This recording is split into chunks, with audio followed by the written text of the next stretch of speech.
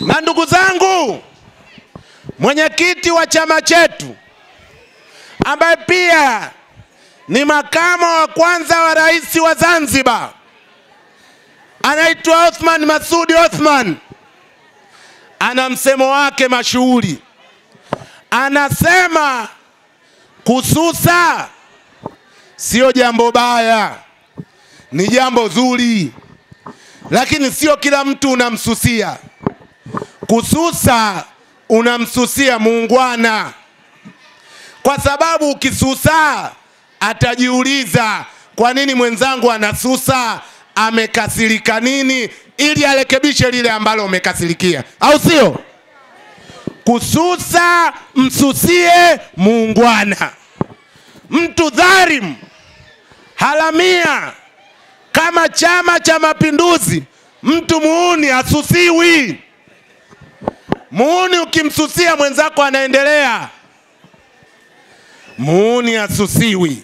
Kususa msusie muungwana, usimsusie mdhalim.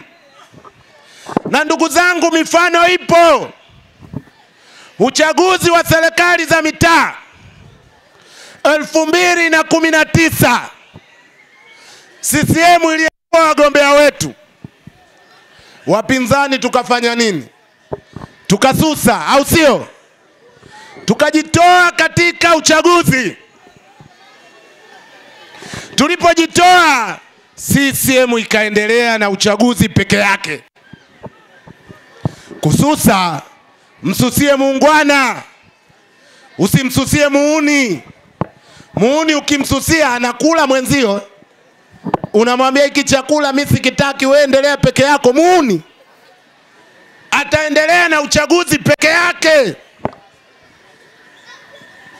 Mfano mwingine,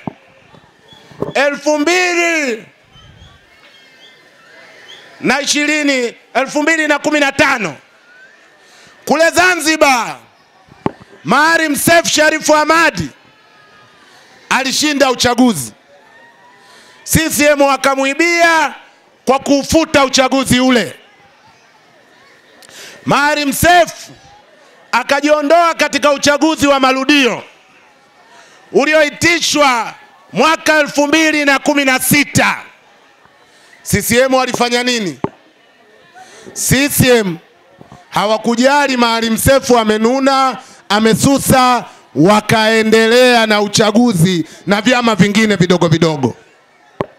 Kwa hiyo sisi ACT Wazalendo tumegundua,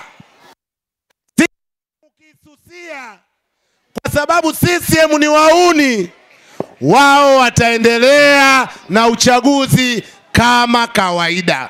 Kwa hiyo ujumbe wetu kwenu, wanatuende mbele mwaka huu 2025, kwa sababu tumegundua CCM ni mauni, sisi atususi, tutakoma nao katafunua, hakuna kulala mpaka kieleweke.